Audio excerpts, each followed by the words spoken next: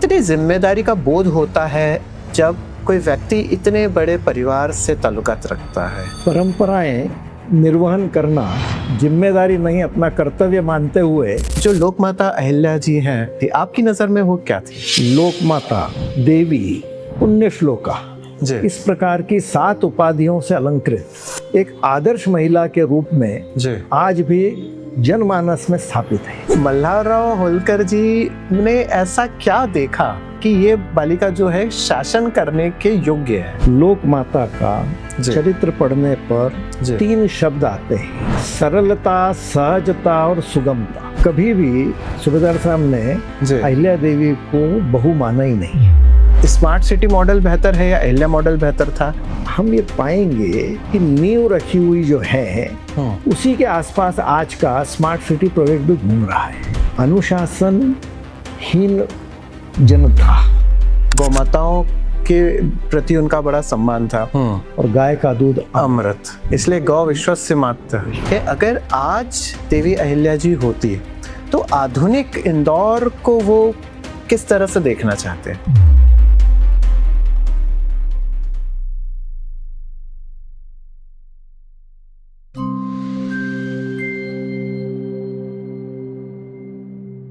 नमस्कार, आशा करते हैं हम जो भी ऑड वन कंटेंट आपके सामने लेकर आ रहे हैं आपको अच्छा लग रहा होगा। आपको और कैसा कंटेंट चाहिए आप हमें कमेंट में लिख के बता सकते हैं। हम प्रयास करेंगे अच्छा ऑड वन कंटेंट आपके सामने लेकर आए। अगर आपको हमारा कंटेंट अच्छा लग रहा है, हमारे द्वारा जो जानकारी आप तक पहुंचाई जा रही है वो अच्छी लग रही है, तो आप हमें थोड़ा सा और आशीर्वाद दें। आप हमारे इस चैनल को सब्सक्राइब करें, लाइक करें, इसमें कमेंट करें।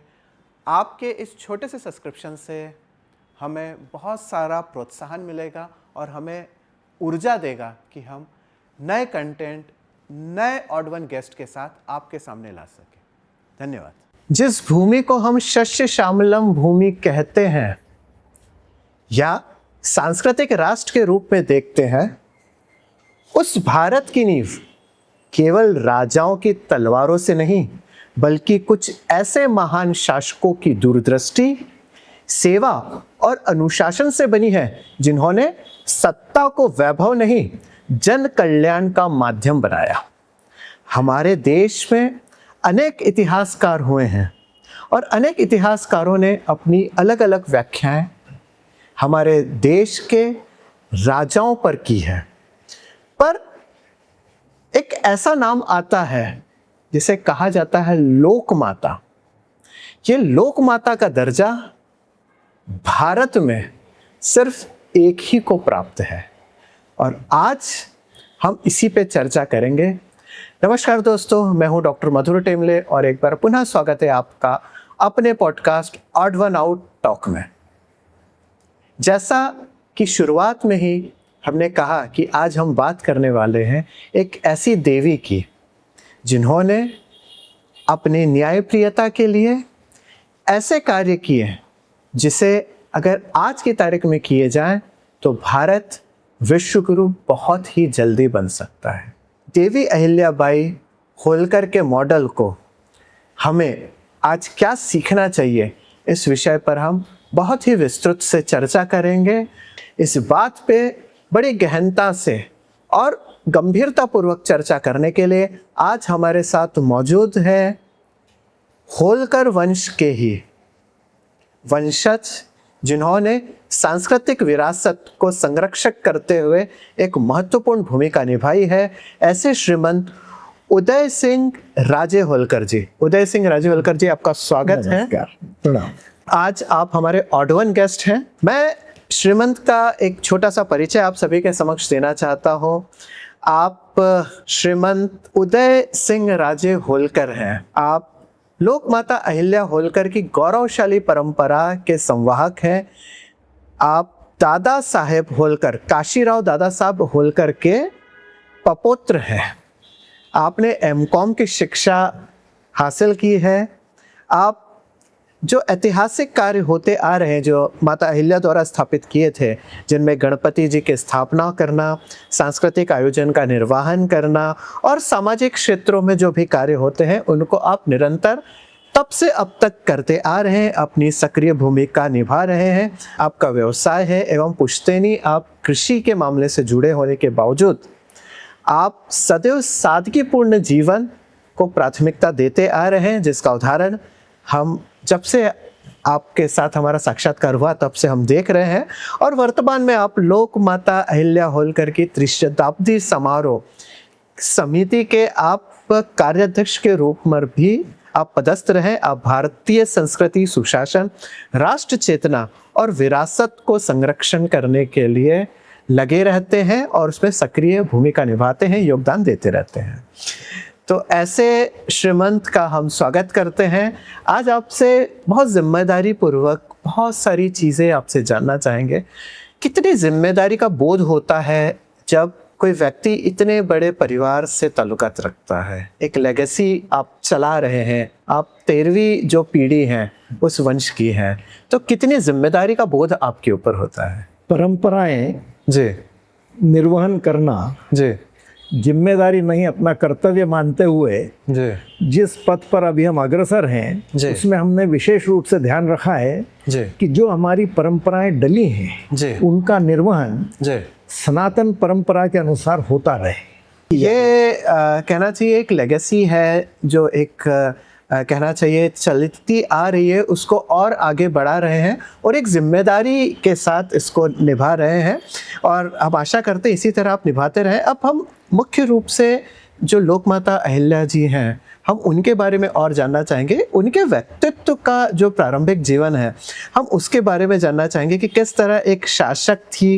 या संत थी या समाज सुधारक थी, आपकी नज़र में वो क्या थे? लोक माता जी देवी पुण्य श्लोका जी इस प्रकार की 7 उपाधियों से अलंकृत, जी गंगा जल सम निर्मल जी अहिल्या देवी को जी। शब्दों में तो वैसे रखना जी किसी के बस में नहीं है, लेकिन एक आदर्श महिला के रूप में जी आज भी जनमानस में स्थापित है। उनके हर कार्य को आप देखेंगे बचपन से जी जो उनके माता पिता ने संस्कार दिए, जी वो संस्कारित बच्ची 12 साल की उम्र में एक मंदिर से निकलते हुए जी जब उनका सामना सूबेदार मल्हार राव से होता है जी तो पहली निगाह में सूबेदार मल्हार राव उनमें क्या देखते हैं? मेरा अगला प्रश्न ये था कि मल्हार राव होलकर जी ने ऐसा क्या देखा एक बालिका में कि उन्होंने इन्हें निर्धारित कर लिया कि ये बालिका जो है शासन करने के योग्य है। सूबेदार मल्हार राव का एक कैरेक्टर था, जी वो चेहरे को भांप लेते थे, जी फेस रीडर थे। जी उसी समय उन्होंने तय कर लिया था जी कि यह बालिका मेरे घर में आनी चाहिए। जी इसलिए उन्होंने 2 रात्रि का वहाँ विश्राम किया जी और मानकोजी शिंदे जिनकी अहिल्या देवी बेटी थी जी और सुशीला देवी उनको बुलाकर समझाकर जी और उनका हाथ मांगा। जी इतना उनके ऊपर अहिल्या देवी पर विश्वास पैदा हो गया था उस एक इंस्टेंस से कि उन्होंने तो क्या था वो 2 रात में उन्होंने ऐसा क्या देखा? पहला ही दृश्य जो उन्होंने देखा कि किस प्रकार से लोक माता जी पूजन करने के लिए मंदिर में जाती हैं, जी क्या उनके भाव भंगिमा रहती हैं, जी किस प्रकार से वो शिव जी को फूल तोड़ना, बिल्वपत्र अर्पित करना, यह सब देखकर ये उनके संस्कार थे। उपरांत जो जिस प्रकार से उनका बिहेवियर था जी उसको उन्होंने जज कर लिया था और ये तय किया और ये उन्होंने देखा भी। आवा भगत देखी, वही उनसे चर्चा कर रही थी। बाद में माता पिता सामने आते हैं और ये आगे की जितनी भी घटना है। जी जी जी तो एक दूरदृष्टि उस समय देखना चाहिए कि एक ससुर जी यानी एक तरह से मल्हार राव जी उनके ससुर जी थे, उन्होंने देखी कि इस बालिका में वो क्षमता है जो शासन भी कर सकती है, उनमें मातृत्व का भाव भी है और एक अनेक ऐसी चीज़ें हैं जिनके माध्यम से अगर वो उनके घर पे आती है तो आगे इस वंश को भी बढ़ाएंगे और जो परंपरा वो खुद निर्वाहन कर रहे हैं उसको भी आगे बढ़ाएंगे। कभी भी सूबेदार साहब ने अहिल्या देवी को बहू माना ही नहीं। अच्छा। पुत्रीवत व्यवहार रखा, स्नेह भी पुत्रीवत रखा। कभी भी पर घर से आई हुई महिला है, बालिका है, नहीं जी। अंतरंग बातें, अंदर के जो सूत्र होते थे वो भी अहिल्या देवी से वो खुलकर खुले मन से डिस्कस करते थे। यह सूबेदार मल्हारराव और अहिल्या देवी के बीच का बिल्कुल संबंध, यानी एक तरह से देखा जाए तो एक पिता और पुत्र की तरह एक संबंध था मल्हारराव होलकर जी का और अहिल्या देवी का।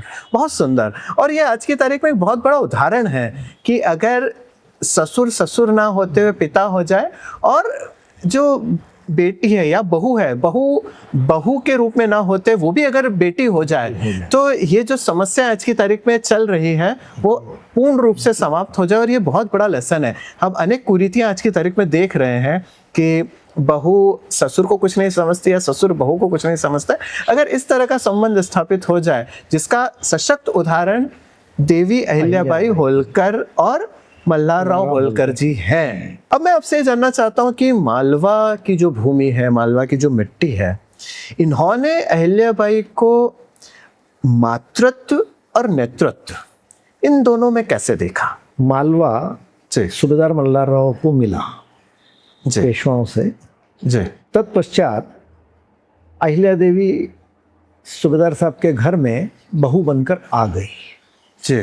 मातृत्व का सवाल है, मालेराव पुत्र था मालेराव को और खंडेराव को, दोनों को बहुत ही स्नेह भाव से लोक माता देखती थी।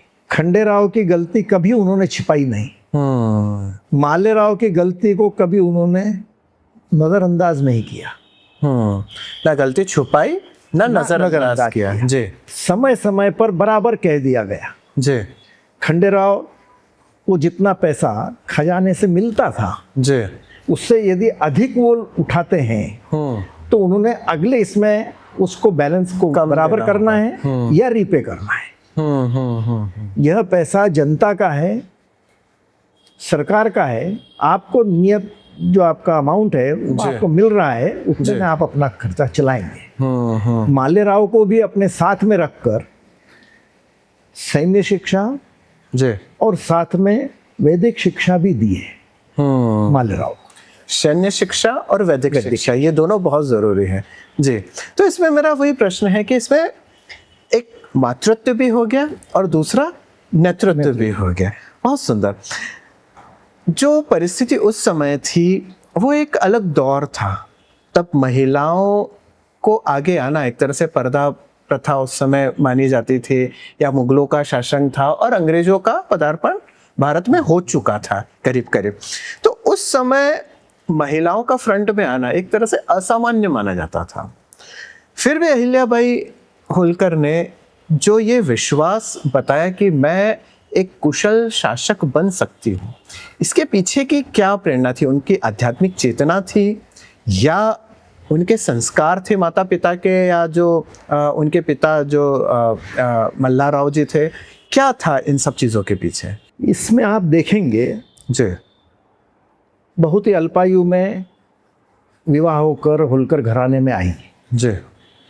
जब व्यक्तित्व ढलना होता है वो सारा का सारा सूबेदार साहब ने होलकर परिवार में उनको ढाला। सैन्य शिक्षा दी, हिसाब बताया, वो सारी बारीकियां बताई जो कि राजतंत्र में आवश्यक है। कुरीतियों का जो आपने प्रश्न उठाया, एक दो नहीं अनेक कुरीतियों से देवी अहिल्या लड़ी है। पहली सती प्रथा का स्वयं में विरोध करते हुए आवरण किया। खंडेराव महाराज की डेथ होती है, 5 रानियां सती जाती हैं, अहिल्या देवी सती नहीं जाती है। यह उनकी आध्यात्मिक चेतना बताती है कि मुझे आगे आने वाले जीवन में वैधव्य का धारण करते हुए अपने जीवन का निर्वहन करना है।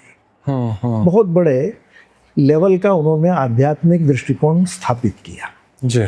दूसरा, खंडेराव के बाद में जब वैधव्य का जीवन निर्वहन कर रही थी तो उस समय में नियम था कि इस प्रकार की स्त्रियों का जो धन है वो राजसात होता था जी। उसका भी उन्होंने विरोध किया और तुकोजराव प्रथम को राजगादी पर माल्यराव के निधन के 6 माह में यानी 1767 में ही जी तुकोजराव प्रथम को गादी पर बैठा दिया। उनको कोरोनेशन क्लोज पेशवा से आमंत्रित कर लिए और जो उनके कोरोनेशन का जो नजराना रहता है वो भेजकर तुकोजराव प्रथम को डिक्लेयर कर दिया। जी।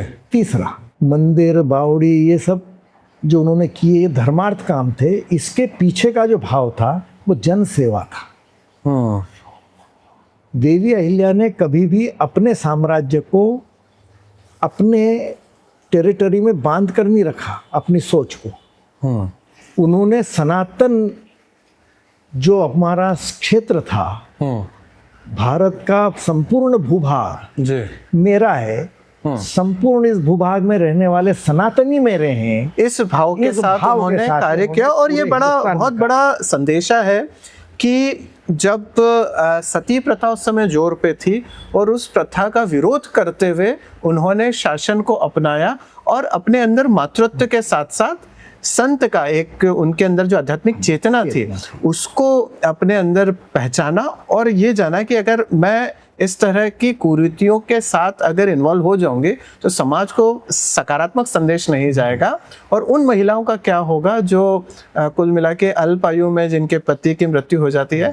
तो उस प्रथा का भी उन्होंने विरोध किया और एक बहुत बड़ा और व्यापक संदेश उस समय पूरे विश्व भर में गया था। इसके पीछे का कारण सिर्फ उनकी आध्यात्मिक ऊंचाइयां थी। बिल्कुल, आध्यात्मिक स्तर जब व्यक्ति का बढ़ जाता है तो वो हर चीज में एकत्व की भावना, एको ब्रह्म दूजो नास्ति। बिल्कुल, तो जब सब में ही ब्रह्म है, दूजा कोई है ही नहीं। तो कौन आता है कौन जाता है इसके ऊपर कोई चर्चा नहीं होती। बहुत बड़ा उनका आध्यात्मिक स्तर। पूर्ण गीता सुनने के बाद में अर्जुन तय करते हैं और कहते हैं जी, स्थितो अस्मि गत संदेहा करिष्ये वचनम तव। पूरी गीता सुनने के बाद में अहिल्या देवी तो उन 4 घंटों में अपना मन बना चुकी कि स्थितो अस्मि गत संदेहा करिष्ये वचनम तव सूबेदार साहब को बोल दिया। सूबेदार साहब का बड़ा आग्रह था कि आप नहीं जाएंगे। मैं ये मानता हूँ कि मेरे अहिल्या का निधन हुआ है, खंडेराव जिंदा है, तुम मेरे पुत्र समान। बहुत बड़ा संदेश है और एक कहना चाहिए एक पिता की भी दूरदृष्टि देखिए कि उन्होंने इस चीज को स्वीकारा। और निश्चित रूप से उस समय उनको अनेक जो हम कहते हैं ना ताने भी सुनने पड़े होंगे, जो आपसी जो परिवार में खुसपुटाहट भी हुई होगी कि इन्होंने गलत किया है, उन्होंने व्यर्थ किया है या समाज के अनुरूप कार्य नहीं किया। तो निश्चित रूप से उन कुरीतियों की बेड़ियों को तोड़ते हुए उन्होंने आगे बढ़ा। अब ये तो एक छोटी सी हिस्ट्री पे हमने चर्चा की। अब हम बात करेंगे आज के परिप्रेक्ष्य में। हम बात करना चाहते हैं सुशासन और प्रशासन की। आज की तारीख में हम शासन देख रहे हैं, आज की तारीख में हम प्रशासन देख रहे हैं। तो देवी अहिल्याबाई के सुशासन से हमें क्या सीखना चाहिए, उनका गुड गवर्नेंस क्या? लोक माता का चरित्र पढ़ने पर 3 शब्द आते हैं जी। सरलता, सहजता और सुगमता। सहज, सरल और सुगम। यदि ये 3 बातें एक शासक में हैं तो वह जनता के प्रति समर्पित भी है जी और न्याय भी कर सकता है। बिल्कुल। अब मेरा अगला प्रश्न यही है, न्याय व्यवस्था की जब हम बात करते हैं, उनके खुद के बेटे का उदाहरण है माल्यराव जी। तो उस न्याय प्रियता के चलते उनका जो न्यायिक दृष्टिकोण था और आज की तारीख में जो न्यायिक दृष्टिकोण है, इसको आप कैसे देखते हैं? न्याय दृष्टिकोण में आईपीसी, सीपीसी इस प्रकार का जी जो पहले से चला आ रहा था जी, वो भी रीतियों से पीढ़ियों से चलता आ रहा था जी, उसमें भी उन्होंने सुधार किए। इतना रिजिड होकर पहले तपा लेती थी जी। इनके वकील हुआ करते थे, वकील से मतलब जासूस जी हर जगह के ऊपर रहते थे, मैसेंजर्स होते थे जी जो कि एक दूसरे जगह के ऊपर मैसेज भेजते थे। जी उसके आधार पर वो तथ्यों को समझकर परख कर निर्णय लेती थी। और निर्णय भी जो होते थे वो आध्यात्म परख होते थे। यानी कुल मिला के सभी चीजों का जो स्वरूप, जो सहजता, सरलता, सुगमता की बात के या न्याय की हम बात करें तो उसमें कहीं ना कहीं एक आध्यात्मिक दृष्टिकोण जरूर रहता था। साथ साथ में जी नारी को उन्होंने कभी भी अबला नहीं समझा, नारी को कभी अबला नहीं समझा, ना ही उनको अबला होने दिया। सैन्य शिक्षा देना जी और पूरी सैन्य शक्ति खड़ी कर दी, जी सेना बना ली। जी उस सेना में महिला सेना थी। उस महिला सेना कोई 8-10 महीने, साल 2 साल में नहीं होती है। जी दक्ष सेना, जी जो कि एक समय में जी जब पेशवा आक्रमण के लिए आए, उनकी कुदृष्टि थी, गलत सोच कर आए थे कि अब ये स्त्री है, हम इनसे लड़ते हैं और कुछ भी कर सकते हैं इनको। उन्होंने सैन्य जो अपना उतारा वो महिला सेना उतारी। उससे मैसेज ये गया, मैं जीतूंगी तो क्या होगा और आप हारेंगे तो क्या होगा। सैन्य बल उन्होंने जो महिला सैन्य बल खड़ा किया जी, उसके पीछे का हेतु यही था कि महिलाओं में संबल आ रहे, महिलाओं में संबल लाना और सैन्य जो शिक्षा थी उसके पीछे उनका एक ज्यादा लगाव था और उसके लिए उन्होंने कई बार युद्ध भी लड़े हैं। ठीक है, अब हम बात करते हैं उनकी जो राजधानी जो परिवर्तित हुई। कभी हमने देखा कि पहले इंदौर थी, इंदौर के बाद उनको महेश्वर जाना पड़ा। तो ये राजनीतिक दृष्टि थी या आध्यात्मिक दृष्टि थी या नर्मदा नदी किनारे प्रेम था या उनकी शिव भक्ति थी, क्या था जो उन्हें महेश्वर ले गई? थोड़ा सा पीछे जाके मैं बताऊंगा। होलकर राज्य की 4 राजधानियां रही जी। सबसे पहले सूबेदार साहब ने कंपेल को राजधानी बनाया जी। उसके बाद में फिर इंदौर को बनाया जी। अहिल्या देवी ने जब खंडेराव महाराज की डेथ हो गई जी। उसके बाद में उन्होंने कहा कि इस राजप्रासाद में मुझे नहीं रहना है जी। मेरे भी कोई सामाजिक दायित्व हैं जी। उनके निर्वहन करते साथ में मैं प्रशासनिक दृष्टिकोण से महेश्वर को अपनी राजधानी बनाती। प्रशासनिक दृष्टिकोण से। प्रशासनिक दृष्टिकोण जी। से। और नर्मदा तट तो था ही था जी। वहाँ पर उनके दोनों हेतु सिद्ध हो गए। जो उन्हें सेवा करनी थी, शिव अर्पित वो थी, वो भी हो गया और उन्होंने इंदौर से फिर राजधानी महेश्वर ले गए। उसके बाद में राजधानी भानपुरा गई, भानपुरा के बाद में फिर इंदौर आ गई। ये उसका क्रम रहा। ये उसका 4 क्रम था। हाँ, जी। लेकिन लोकमाता ने अपनी राजधानी महेश्वर बनाने के पीछे का जो हेतु था मैंने आपको बताया। उन्होंने कहा कि मेरा जीवन मुझे सरलता से और जिस प्रकार से मुझे अभी मध्य प्रदेश में अपन बोलते हैं कि जैसे विडोज हैं उनको कल्याणी बोला गया है। जी। इस प्रकार का गैजेट राज्य सरकार ने कर दिया है। सरकार ने पारित किया। जी। कि कोई भी विडो हैं तो उन्हें हम कल्याणी कहेंगे। जी। तो उस प्रकार का जीवन उनको व्यतीत करने के लिए उन्होंने महेश्वर को चुना है।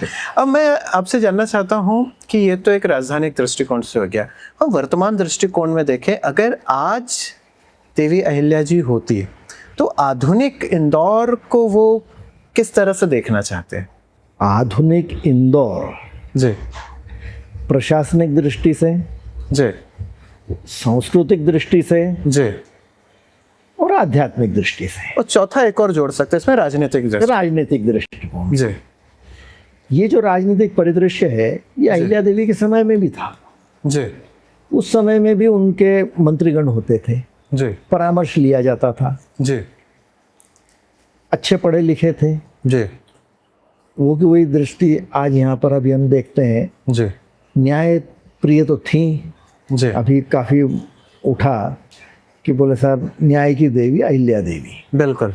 उत्तर भारत में प्रवास पर रहा, वहाँ पर ये काफ़ी आवाज़ सुनने में आई, न्याय की देवी अहिल्या देवी। जी। न्याय करने में भी उनका कोई सानी नहीं था। बिल्कुल सही बात है। इस प्रकार का न्याय करती थी। अपने बेटे के साथ में भी जो किया। जी। और इसी के साथ में जो यहाँ का परिदृश्य अभी हो गया है जी, इसमें अनुशासनहीन जनता, जिसको अपन निरंकुश कहेंगे, अनुशासनहीन जनता, निरंकुश जनता जनता जी, को कैसे लाइन पर लेना, अच्छा। ये अहिल्या देवी के चेहरे से वो सीधे हो जाते हैं। नहीं, इतना प्रभाव। अब हम वर्तमान परिप्रेक्ष्य की बात करें तो क्या अभी आपको लगता है जो जनता है वो अनुशासनहीन है, निरंकुश है? निरंकुश हो गई है, निरंकुश हो गए तो क्या उसके पीछे शासन उसके पीछे अच्छा नहीं है? शासन का तो नहीं कह सकते, जी। स्वयं व्यक्ति हाँ ब्रॉटअप वैसा होने से जी, थोड़ा सा फर्क आता है। शासन की दृष्टि से हम देखेंगे निरंकुश शासन नहीं है, जी शासन खूब सख्त है, जी अपनी ड्यूटी पूरी निभा रहा है। जी, थोड़ा सा जो नागरिक भाव आना चाहिए, नागरिक वो जागृत बोध। कर, पर वो हम तो देख जागरूक रहे हैं ना, होने से- इंदौर का नागरिक बोध जो है वो बड़ा प्रबल है। स्वच्छता में जिस तरह उनकी हैबिट बन चुकी है, यानी मैं पूरा भारत भ्रमण करता हूँ तो कई जो बड़े बड़े शहर हैं वो इंदौर के लाइन में आने में कम से कम उनको 20-20 साल लग सकते सिर्फ हैं। हमें अहिल्या देवी का नाम लेकर उनको नागरिक बोध कराना है। नागरिक बोध हो गया, सारा काम सब व्यवस्थित। नागरिक बोध में बहुत सारी ड्यूटी, बहुत सारी रिस्पॉन्सिबिलिटीज आती है, बिल्कुल सही है। हम अहिल्या मॉडल और आज की तारीख में जो स्मार्ट सिटी मॉडल है, क्या इसमें कुछ समानता है या स्मार्ट सिटी मॉडल बेहतर है या अहिल्या मॉडल बेहतर था, या क्या इस चीज को कैसे देखते हैं? ये बहुत पुरानी बात है, ऑर्थोडॉक्स टॉक है ये, पर फिर भी यानी आपको क्या लगता है? स्मार्ट सिटी जी और अहिल्या मॉडल जी लगभग एक ही है। उन्होंने भी संरक्षण संवर्धन जी इसका कार्य अहिल्या देवी ने भी किया, आज अपन जी। स्मार्ट सिटी में भी करते हैं। जी संवर्धन भी किया, संरक्षण भी किया और निर्माण भी किया। जी अहिल्या देवी ने भी अनेकों जगह के ऊपर कुएं, बावड़ी, धर्मशाला, सड़कों का निर्माण किया है, जो कि आज भी चल रहा है। जी हम ये पाएंगे कि नींव रखी हुई जो है उसी के आसपास आज का स्मार्ट सिटी प्रोजेक्ट भी घूम रहा है। यानी स्मार्ट सिटी अगर देखा जाए तो एक तरह से अहिल्या मॉडल ही है। मॉडल के पथ पर ही है, हाँ वही है। तो थोड़ा सा इसमें पॉलिश होने की आवश्यकता है। पॉलिश हो जाएगा, अच्छा। करते करते पॉलिश हो जाएगा। तो आप कोई सुझाव देंगे शासन प्रशासन को कभी? क्योंकि एक जब आप लेगेसी लेते हैं किसी परिवार की तो आपकी भी एक जिम्मेदारी होती है कि अगर कहीं शासन कहीं डगमगा रहा है तो एक जिम्मेदार नागरिक होने के साथ और एक लेगेसी लेने के साथ में एक जिम्मेदारी होती है कि भाई यहाँ पे चीज़ें गलत है, इसको इस तरह से लिया जा सकता है। पुराने जो हमारे मॉन्यूमेंट्स हैं जी उनकी स्थापत्य कला के अनुसार जी उनका प्रिजर्वेशन हो, उसके आसपास भी उसके सौंदर्य को रखते हुए कार्य हो। जी आवश्यकता अनुसार चौड़ीकरण आदि जो चल रहे जी। हैं उसको करना चाहिए। जनता की आवाज़ भी सुनी जानी चाहिए। कहीं ना कहीं जनता की आवाज़ को नहीं सुना जा रहा है, ये एक छोटा सा संदेश है। और हम आपसे भी निवेदन करते हैं कि आप भी निडरता के साथ, क्योंकि अब तो डेमोक्रेसी है, उस समय राजतंत्र था, अब डेमोक्रेसी है, तो उस डेमोक्रेसी में एक जिम्मेदार नागरिक और इस जो कहना चाहिए उस वंश को कैरी करते हुए ये दोनों चीज़ें आपके साथ हैं। अगर ये भी आप प्रशासन को चेतावनी दें आप दे सकते हैं, आपका हक है, आपका हक है, बिल्कुल। अब हम बात करेंगे मंदिर की सांस्कृतिक और राष्ट्र चेतना की। आपने पहले बताया कि उन्होंने अलग अलग स्थानों पे जहाँ भी उन्हें लगता कि सनातनी है वहाँ पे मंदिरों का जीर्णोद्धार होना आवश्यक है। तो देश भर में इतने मंदिरों का जीर्णोद्धार करना, जिसके अंदर काशी हो गया, सोमनाथ हो गया, उज्जैन हो गया, ऐसे अनेक मंदिर जो ध्वस्त कर दिए गए आक्रांताकारियों द्वारा, उसका पुनर्निर्माण करना, इसकी जो कहना चाहिए ना एक चेतना या इसकी जो ललक है वो उनमें कैसी थी? Aspirations unlimited. Aspiration unlimited. जी ये अहिल्या देवी के ऊपर ये सूक्त बिल्कुल फिट बैठता है।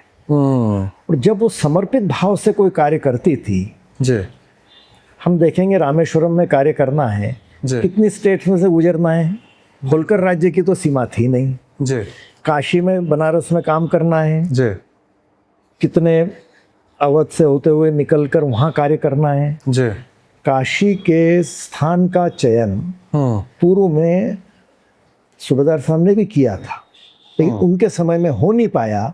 अहिल्या देवी ने उसी स्थान के ऊपर काशी विश्वनाथ को स्थापित करके मंदिर का निर्माण कर दिया, जो कि आज भी उसी स्वरूप में है।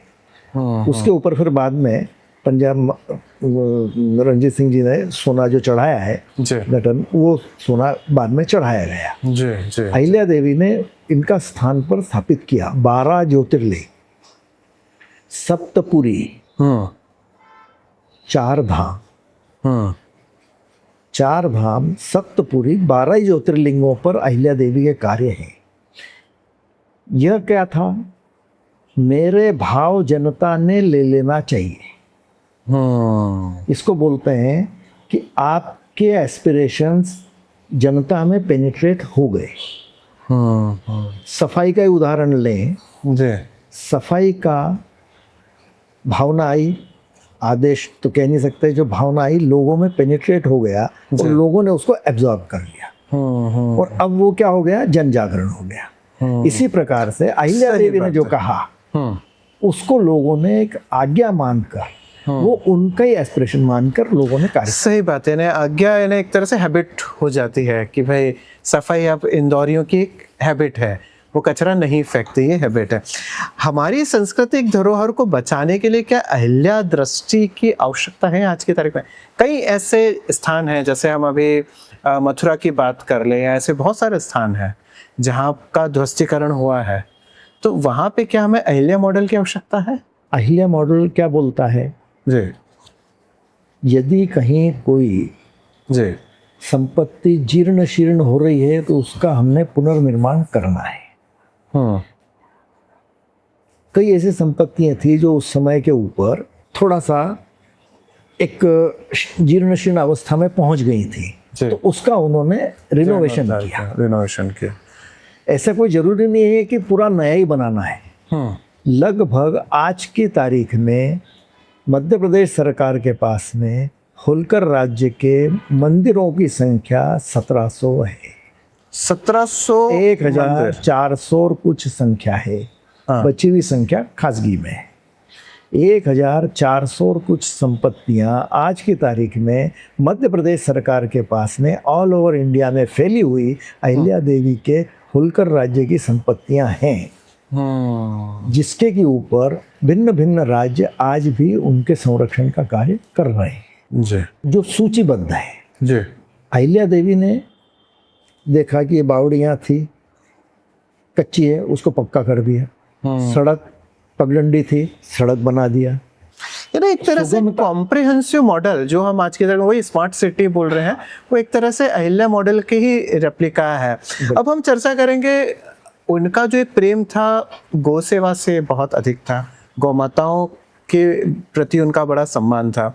तो गौ सेवा, गौ संवर्धन को लेके, या कहना चाहिए गौ आधारित कृषि को लेके उनका एक अलग दृष्टिकोण हुआ करता था, या उनका ये भी कहना था, जहाँ तक मैंने पढ़ा है, कि गौ जो है अर्थव्यवस्था के लिए एक बहुत महत्वपूर्ण हिस्सा है, उनको नष्ट नहीं करना चाहिए, उनको प्रेम करना चाहिए। तो इन सब चीज़ों को आप कैसे देखते हैं? सबसे पहले अपन गौवंश को समझें। जी, गाय के शरीर में और मानव के शरीर में क्या समानता है? गाय और मानव के शरीर में क्या समानता है? जी, मेरे मुंह में 32 दांत, जी, गाय के मुंह में 32 दांत। मेरी हार्ट बीट 78, गाय की हार्ट बीट 78। गाय की pregnancy period 9 months, human being की प्रेगनेंसी पीरियड 9 मंथ्स। जितना सेंसिटिविटी आप गाय के ऊपर हाथ फेरने से पाएंगे, उतनी माँ के इस पर से पाएंगे। बहुत सुंदर। बकरी का दूध औषधीय दूध, भैंस का दूध दूध, और गाय का दूध अमृत। बिल्कुल, इसलिए गौ विश्वस्य माता। तो गाय के प्रति अहिल्या देवी का प्रेम जग जाहिर है। जी। गाय का संवर्धन करके हम राष्ट्र की उन्नति तक का हिसाब कर सकते हैं। बहुत बड़ा संदेश है, गाय का संवर्धन करके हम राष्ट्र प्रगति तक निर्माण कर सकते हैं। बहुत सुंदर, बहुत सुंदर। एक बार लोक माता जब चारधाम यात्रा पर थी तो निकलते समय उत्तराखंड अभी जो बन गया है वहाँ की बात है जी। एक कृषक जी। उसके खेत में कुछ गौवंश घुसाया था, उनको प्रताड़ित कर रहा था। ये उधर से निकले तो इन्होंने देखा, बोले ये क्या हो रहा है, उसको बुलाया। बुलाने के बाद में पूछा तो बोले भाई ऐसा ऐसा है। तो बोले आप शाम को हमसे मिलने आएंगे। शाम को मिलने आया, बोले भाई ऐसा नहीं करना है, हमारा एक प्रपोजल है जी। हमारी आज्ञा मानो जी। यह जमीन आप गौवंश के लिए छोड़ दो, आपका पैसा आप ले लो। गोचर के लिए वो भूमि आप छोड़ दीजिए। जी। उन्होंने ली, हाँ। अधिक पैसे में ली। हाँ। गांव के दूसरे कृषक आए और वो कृषकों ने अपनी भूमि भी देना आरंभ कर दिया कि ये गोचर के लिए ये आप भी रखिए। हाँ। उनको भी पैसा दिया और एक बहुत बड़ा क्षेत्र उत्तराखंड में उन्होंने क्रिएट करके गौओं के लिए छोड़ दिया। उसका नाम ही आज तारीख में उस गांव का नाम ही गोचर है। उस गांव का नाम ही गोचर हो गया है। गोचर जिला चमोली। गोचर जिला चमोली, प्रदेश उत्तराखंड। अभी आपने बताया त्रिशताब्दी समारोह समिति का मैं पदाधिकारी रहा हूँ कार्याध्यक्ष के नाते। वहाँ पर भी कार्यक्रम हुए। जी। अभी हम गेट वगैरह सब लगा कर आए हैं जी। और आज भी बोलते हैं ये माता ने यहाँ पर जो है गोचर की भूमि छोड़ी। गोचर की भूमि छोड़ी। मेरे एक परिचित हैं, मैं उनका जिक्र भी करना चाहूँगा कि वो भी बहुत बड़े गो प्रेमी हैं। उन्होंने उनका नाम ही गोदर्दी गोचरदास ज्ञान रखा है। एक बार का वाकया है, जब वो यात्रा कर रहे थे किसी कार्य के सिलसिले में, मथुरा से उनको चंडीगढ़ जाना था, चंडीगढ़ के निवासी हैं वो, तो उनका टकरावन, एक उनकी कार का टकरावन गाय से हो गया, गौ माता से हो गया। तो बड़ी क्षति हुई उनको भी, जो गाड़ी थी उसको भी और गौ माता को भी। तो अगले दिन जब वो घर पहुंचे तो सब उनका हालचाल ले रहे थे। तो उनके मन में एक भाव, ऐसा मेरा हालचाल ले रहे हैं और उस गौ माता का क्या जिसने मुझे बचाया। तो तब उनके मन में एक भाव आया और तब से ही वो एक बहुत बड़ा प्रकल्प चला रहे हैं वो, जिसका नाम है मात पिता गोदाम महातीर्थ। हर घर में माँ बाप का सत्कार और गौ माता से प्यार। इसकी भावना को जन जन तक पहुंचाने का कार्य कर रहे हैं और बहुत अच्छे प्रकल्प के साथ, खुले दिल के साथ वो कार्य कर रहे हैं। और इसलिए अब उनका जो नाम भी है वो गोदर्दी गोचरदास ज्ञान, चूंकि ज्ञानचंद वालिया उनका नाम माता पिता ने दिया है। तो वो गोदर्दी, गाय का दर्द समझते हैं, और गोचरदास ज्ञान उनको भी दर्जा मिला है संतों द्वारा नाम दिया। उनकी भावना को हमारा साधुवाद। निश्चित रूप से। और कभी आप जाए वहां पे तो देखे, चंडीगढ़ में एक बहुत सुंदर मंदिर बना रहे हो, बिल्कुल माता पिता को समर्पित। ठीक है। इसी में जी अहिल्या देवी की एक गाय थी जी, उसका नाम था श्यामा जी, श्यामा गाय जी। जिस दिन अहिल्या देवी का निधन हुआ जी, उसी दिन शाम को उस गौ माता ने भी अपने प्राण त्यागे और दोनों की समाधि 20 फीट दूरी पर है। अच्छा। यहाँ पर इनका अग्निस्थल है, उनका दोनों का। देखिए कि इसलिए कहते हैं ना कि गौ विश्वस्य माता, गाय विश्व की, संपूर्ण विश्व की माता है। बहुत सुंदर। इतना प्रेम जो कहते हैं ना गाय दे सकती है वो कोई और नहीं दे सकता। और गाय कहना चाहिए ना कि सिर्फ एक पशु ही नहीं है, माँ इसीलिए बोला है।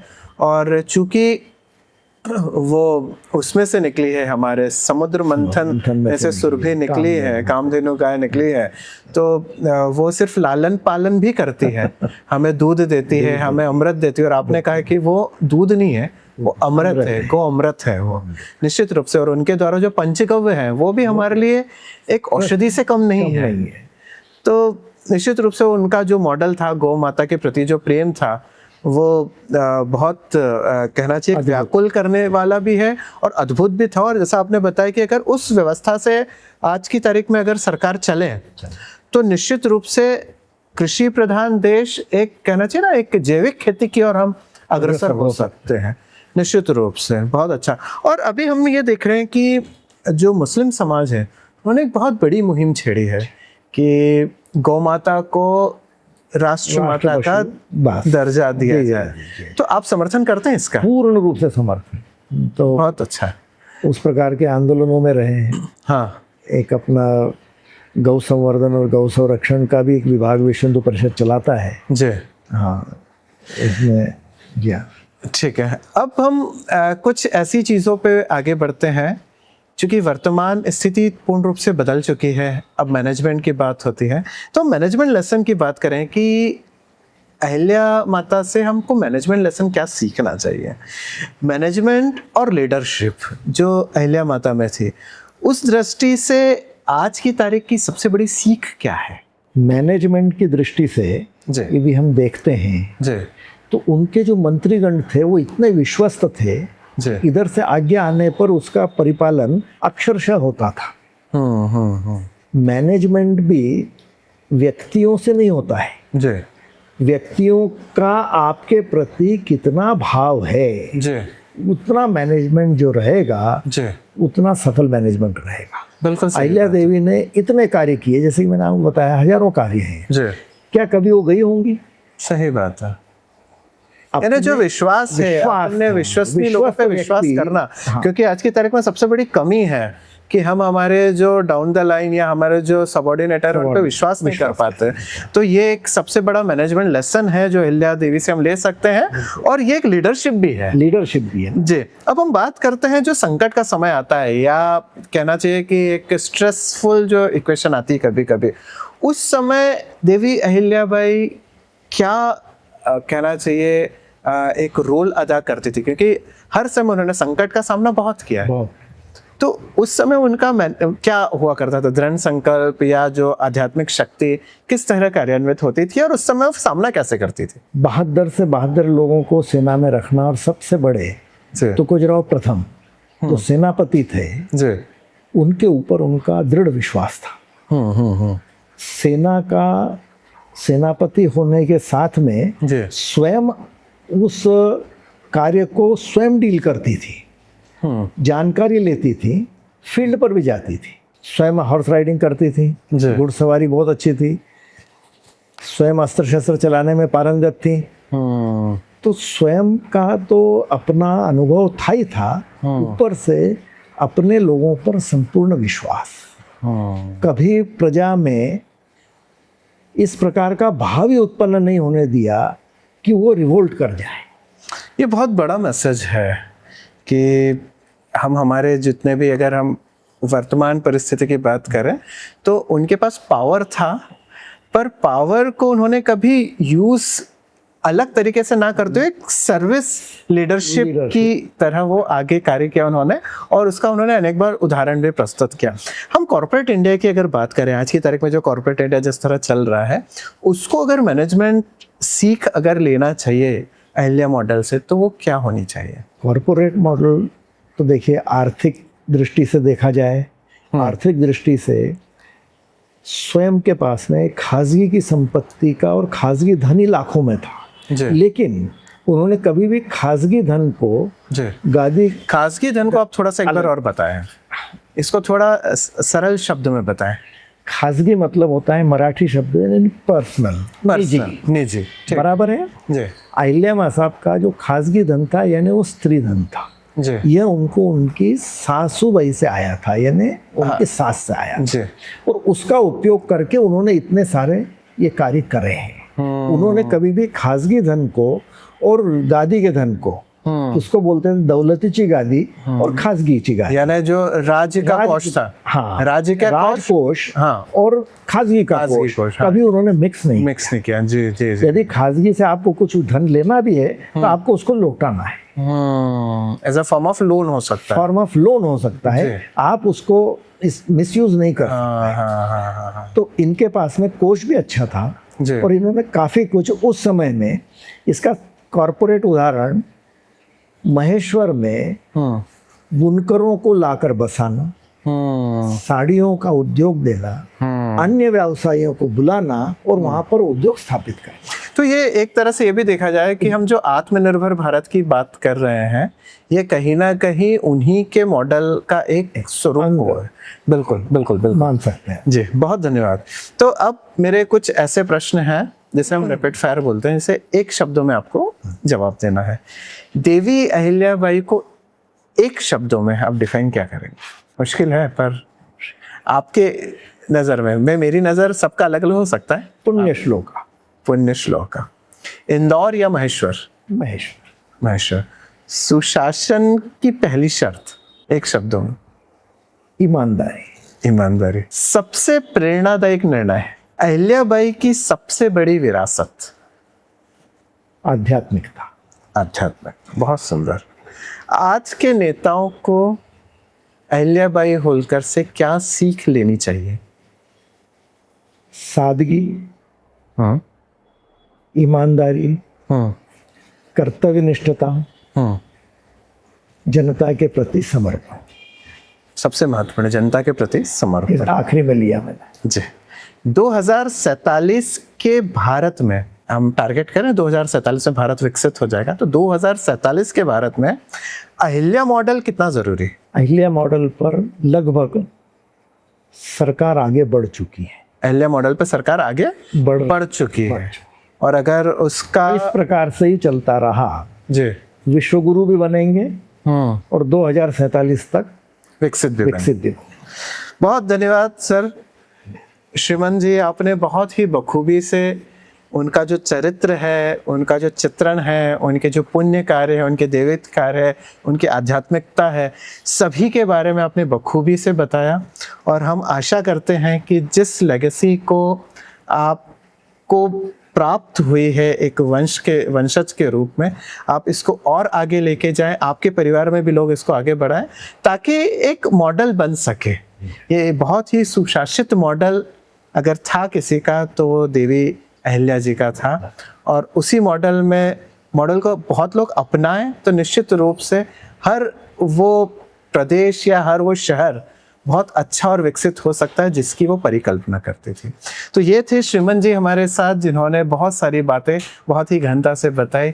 हम बहुत जल्द आपके साथ पुनः जुड़ेंगे एक नए एपिसोड में। बहुत धन्यवाद।